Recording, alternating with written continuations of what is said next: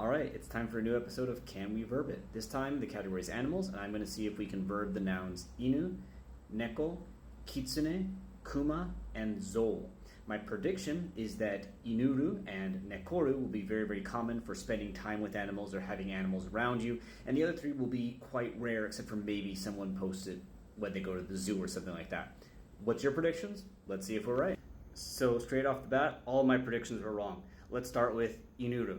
The most common use of inuru that I saw was actually a joke about how people misspell or misshape the kanji for futoru, or to gain weight. As you can see this example here, or this example here, where the person writes inuri yasui instead of futoru yasui, and then someone else conjugates it. Beyond that, there are just some other obscure uses, such as this person noting that the homepage of Twitter had turned into a Shiba Inu for a second.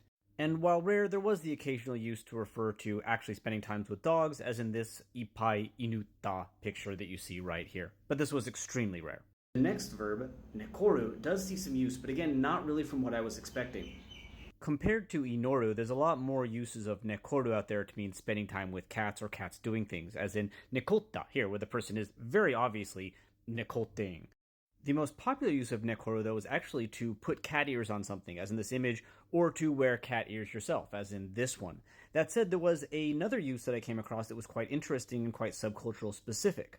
As you can see in this picture, the person says that they have nekota, but they're preferring to nekoranai, and the computer has a picture of a cat. So this is actually an error screen for the game Kantai Collection, which is a web browser-based game. So if the browser crashes, if you can't connect, etc., you get this error screen, in which case fans of the game say they nekoru. And if they do not fail to connect, they nekoranai. So that is obviously what you're hoping for if you're playing this game. Kitsuneru is then extremely uncommon.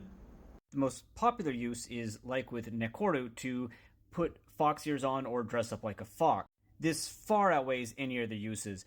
That said, I did also see some people use kitsuneru to refer to eating kitsune udon, which is udon with some tofu in it, or actually even making the tofu itself that goes into the kitsune udon. This is not common, do not expect to be understood if you say kitsuneru, but it does exist, as you've just seen. Kumoru is also rare, although there is a straightforward use of just a bear appearing, or an encounter with a bear, especially one that you don't want.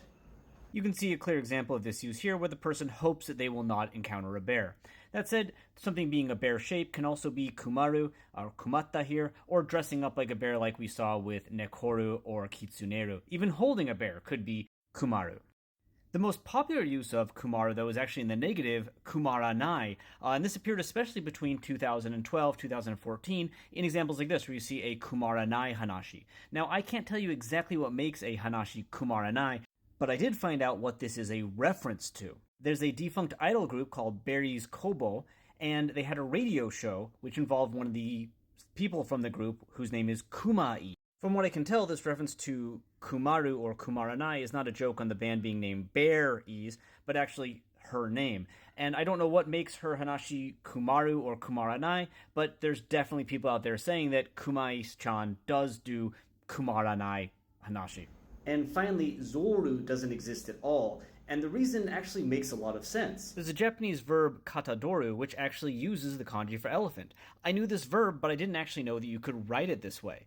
So if you're going online and you see somebody talk about how the sakura are elephanting, it's not elephants, it's taking on the design of that. Likewise, if you see a bunch of owls and you're wondering why those are elephanted, they're not elephanted, they're taking the design. There are some people who joke about this, as you can see this post here. Apparently many Japanese people might struggle with this kanji, but as they note, it's not zoru, it is katadoru.